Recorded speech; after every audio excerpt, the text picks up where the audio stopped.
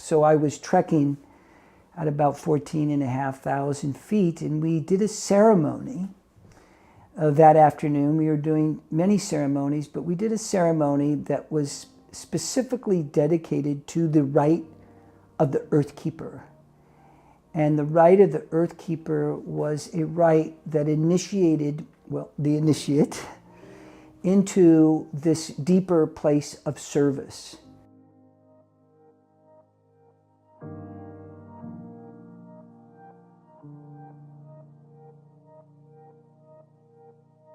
Hi, my name is Senka Caro. I'm founder of LightNet, and my passion and purpose is to remove the word impossible from your mind. I'm excited to be here today with Adam C. Hall. He is CEO and co-founder of Soulguide.ai, which is an innovative AI company that helps content producers make their catalogs accessible through a chat search widget that pulls clips from the content. He has done an incredible job supporting Holo Movement over the years. He's going to be joining us at the Holo Movement Wave in Asheville. If you haven't heard of it, we're all getting together to meet each other to build the movement in Asheville with music, dancing, food, workshops, TED-style talks, and more. All in Asheville, and we'd love to meet you in person there. Adam is one of those people who started his life out doing one thing, real estate and Renaissance capital, and then he realized his purpose changed. Adam is a business leader that really took to heart this people, profit, purpose, and planet. He is an author who's written books such as Divine Genius, The Earthkeeper, and Undeveloping the Future. He's fascinated by the land, by preservation of land. Someone says Adam has the wings to take people places few have ever dreamed of. Enjoy the interview. The discovery of my purpose was, well, quite a journey, to be quite frank with you. I mean, kind of like moving through the depths of hell in some ways, moving to the exhilaration of just looking out over a beautiful mountain landscape. But, you know, ultimately, the journey to purpose, you know, in my personal life came about really through a lot of trial and error, a lot of success and failure, both in my business life and my personal life, and ultimately a determination of discovering this greater potential that all of us have, but that would be our consciousness, our spiritual potential, as some may see it. And what I ultimately came to at the end of the day, because I'd read so many books and heard so much conversation about what is your purpose? And I realized that it's sometimes there's a little more to that question. And I became a deep student of A Course in Miracles. And A Course in Miracles asks this very question. And that answer came that the purpose is the same for all of us. Listen up for a second. This is interesting. It's the same for all of us, and which makes it really simple. And that purpose is to return and to remember your authentic, true, soulful self. And it wasn't so much about, you know, being a businessman or being a father or playing a role in the outer world. It was that my journey was to discover the authentic, true Adam. And that has been the journey to my true purpose. Now, how that mirrors itself in the world is a whole nother question. But ultimately, it really began by coming home to my own personal truth and the purpose of being as I'm meant to be, as is, where is, so to speak. Well, there were quite a few moments, but I can reflect on one very, very clearly that came in 2006. And I'd begin the quest, so to speak, the seeking part of the journey of my life experience. There must be more. What is my purpose? Why am I even here? These kind of questions. And that came in 2006 when I was vision questing in the holy mountains of Peru, the Andean holy mountains. And we were trekking with a group at the time, and we were exploring what is known as the Rainbow Lagoon. And this was a very sacred and holy place for the shamanic lineage that I'm associated with, my shamanic family, so to speak. And we were receiving rites of passage. So these initiatory rites, these rites to really move deeper into our purpose, to claim our authenticity, to activate within our own DNA the journey that we are to take, although unknown, but it was the journey to take. And so I was trekking at about 14,500 feet, and we did a ceremony that afternoon. We were doing many ceremonies, but we did a ceremony that was specifically dedicated to the rite of the Earth Keeper. And the rite of the Earth Keeper was a rite that initiated, the initiate, into this deeper place of service. So the key there was that I heard my calling of service.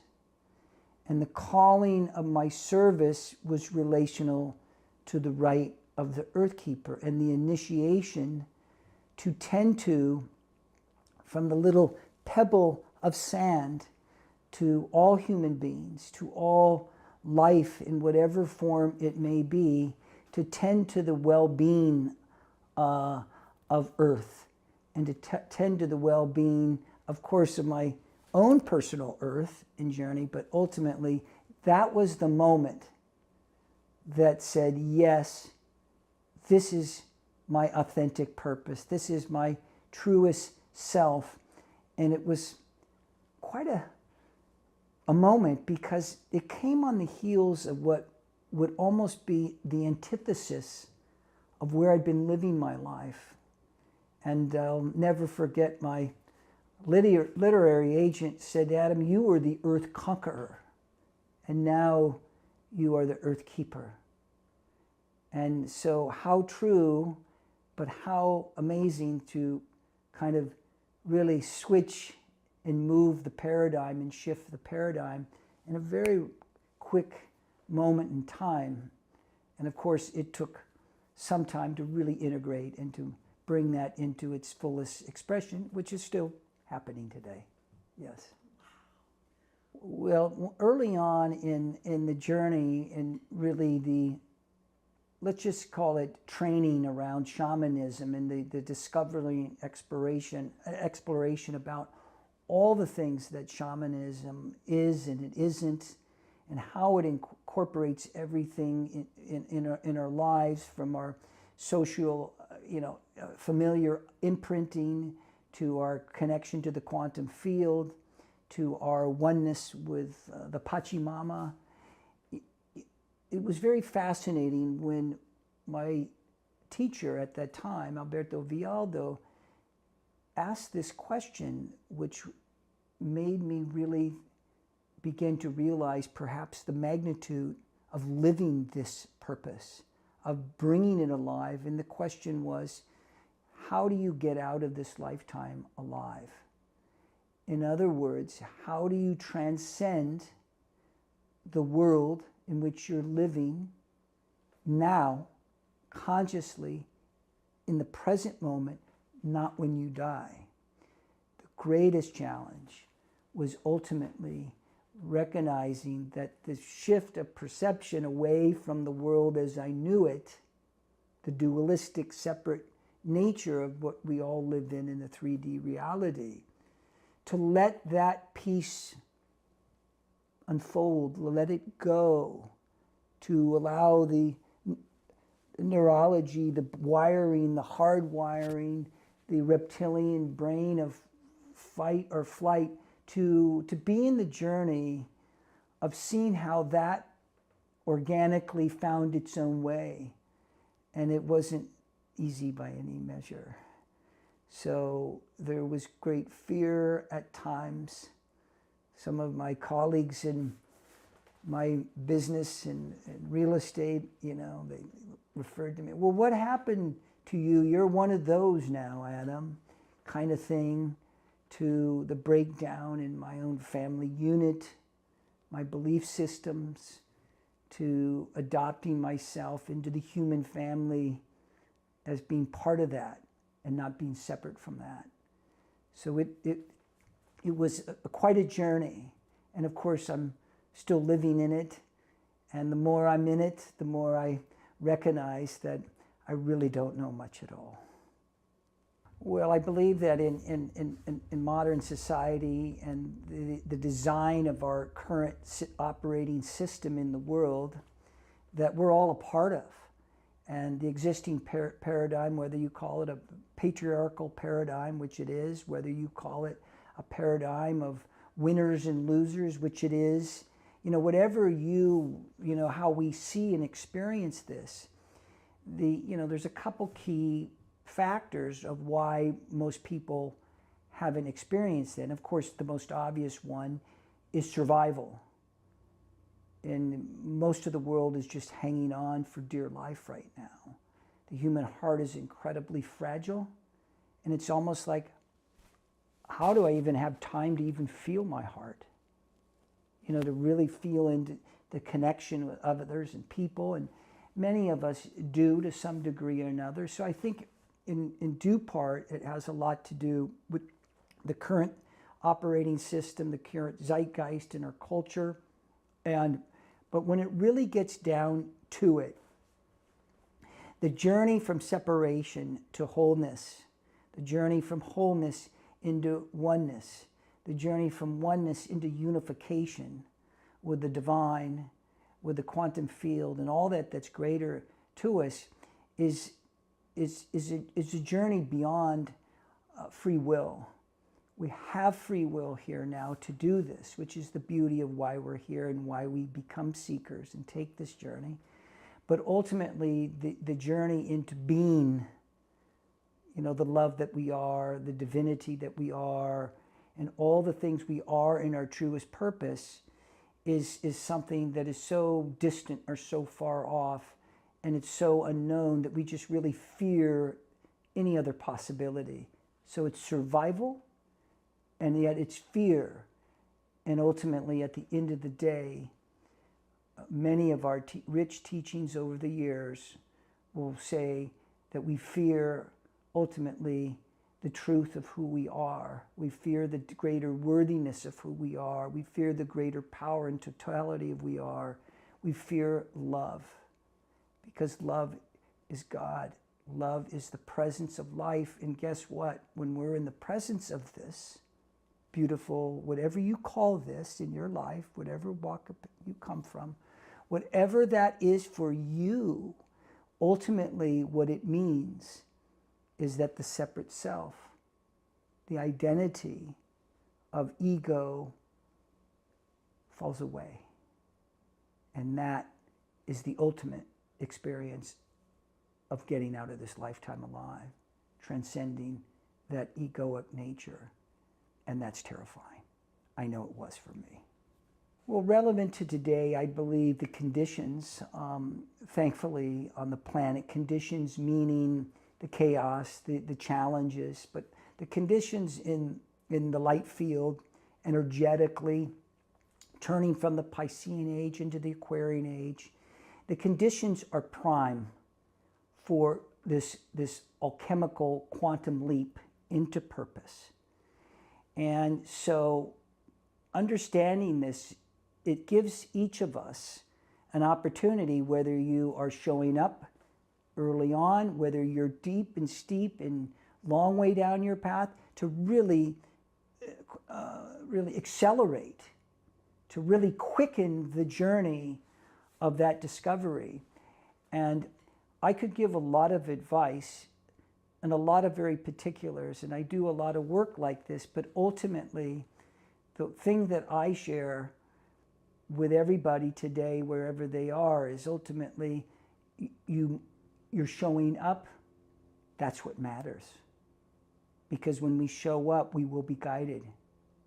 We will meet our teachers in nature, in our walk of life.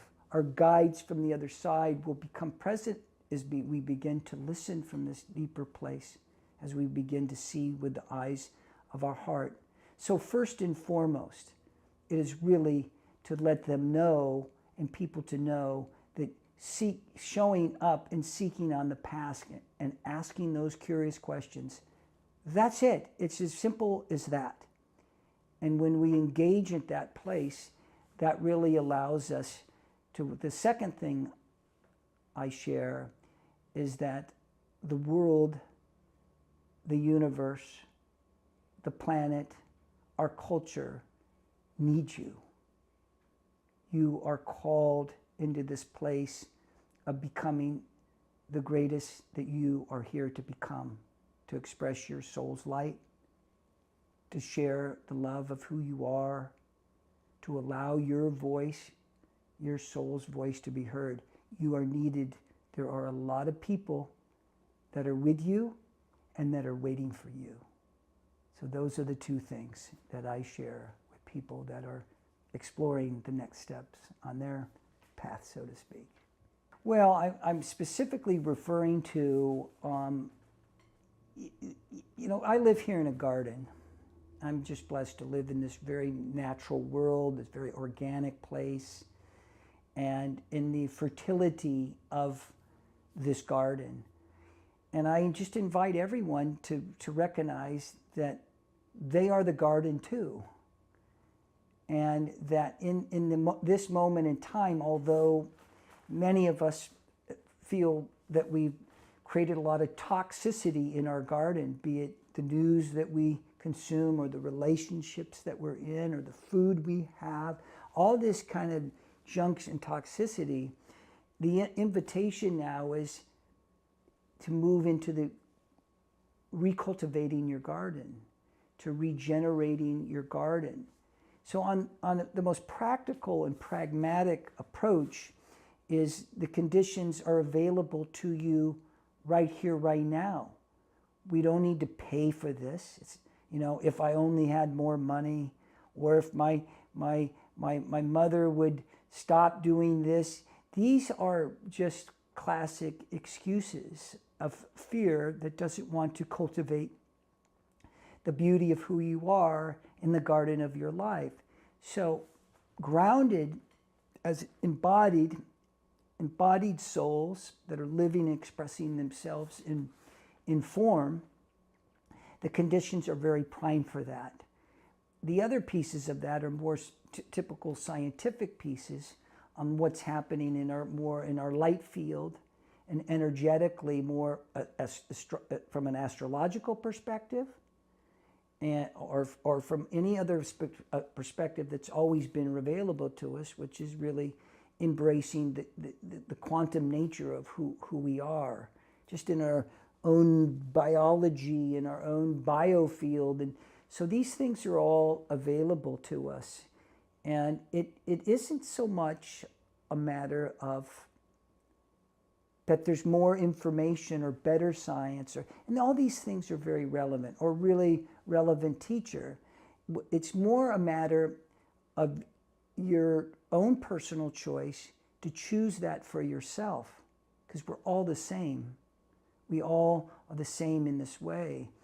And I'm always would have been very fascinated with my learning as a student, and I teach A Course in Miracles is a very core to part of my work along with shamanism.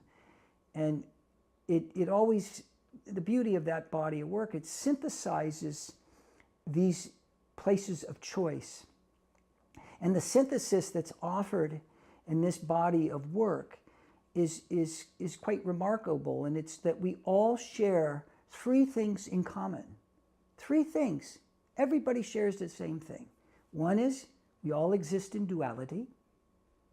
We all are having this experience of separation and this idea of this little idea of separation, this little thought, we give it the ego and we're this and this and we define ourselves, or we are defined that way.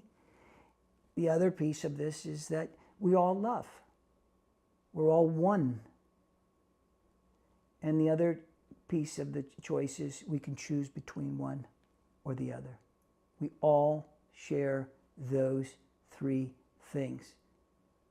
The journey to purpose, the journey to your greater work in the world, the greater mission, what I found came through returning to what is also referred to as the meeting place, to coming back to the place within our heart and our mind connection as one that says, I'm going to choose again.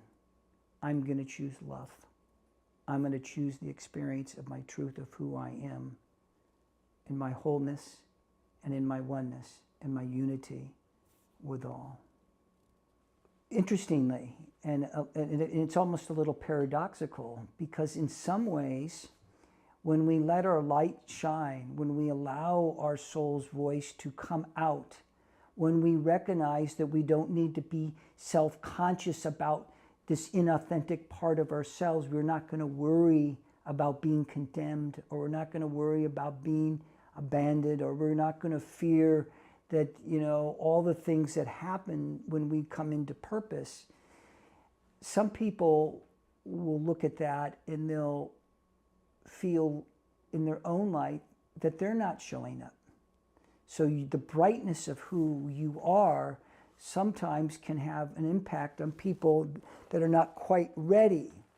So one of the learnings I think I have is, being present enough to share and illuminate our own purpose, and to share that light empathetically and understanding with the places and the people that you're with. So I think this is a key component to really expressing that in the world, and part of the challenge of that in the world. But the beauty of that, which is so far outweighed, is that light, being that we live in a universe or in a galaxy of this light field.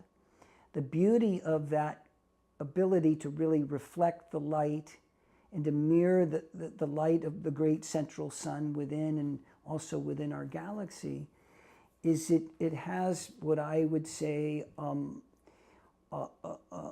impulse, which I call the evolutionary miracle. I have a book coming out regarding this.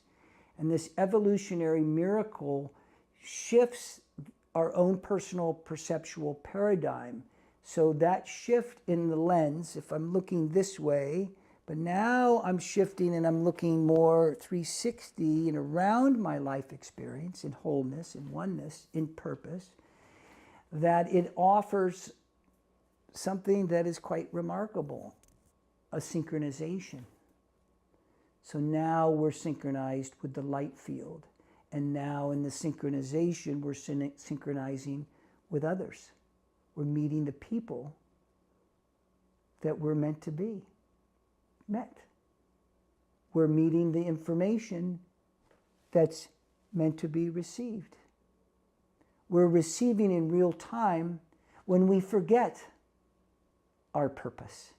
We're being mirrored places where maybe we weren't as kind in the moment, because we're all here and getting these reminders. Doesn't matter where we are, we're being reminded. I think the other day I was getting on the freeway and someone cut me off, and I yelled at the person. Of course, I did remind, oh, wait a second, hold on, what's going on here? Get back in, stay with that. So that journey of the great challenge of coming into purpose, and the challenges are far more outweighed by the receptivity of what the universe offers in terms of the manifestation of the life that your soul is meant to live. And it's virtually instantaneous when you're really synchronizing and you're really in the presence of that. And guess what that means? You feel trustworthy.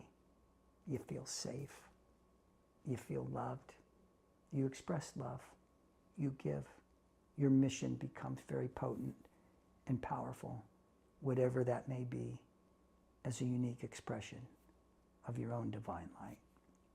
Well, that's a very interesting question of exploration, you know, having come from the dualistic experience and how we would evolve into, you know, a world that maybe feels more utopian in nature. But essentially, this is core to my own personal mission, is of course the activation and support of every human being living in purpose and living their own unique divine life. I'm a great friend of Sri Aurobindo, and this was the whole idea of his message of this great mystic man, this holy man, is the dissension of the divine, the involution of the divine nature of who we are in evolution. So the evolutionary nature, the conscious evolutionary nature is moving us in through this paradigm, this 3D reality, into this greater expansion of our own consciousness. But ultimately, the call into the dissension, into the receptivity of the light field, of where we all are now living in this world. And of course, it's easy to say there's justice. It's easy to say there's abundance. It's easy to dream all these things into being. But quite frankly, I have no idea what that particularly means. I only know what it means on the most important level of any human's existence, and that is love. And to be in the presence and the rapture and the complete joy of our lives, which personally, I think that's why we're here and what we're here to do and to share together.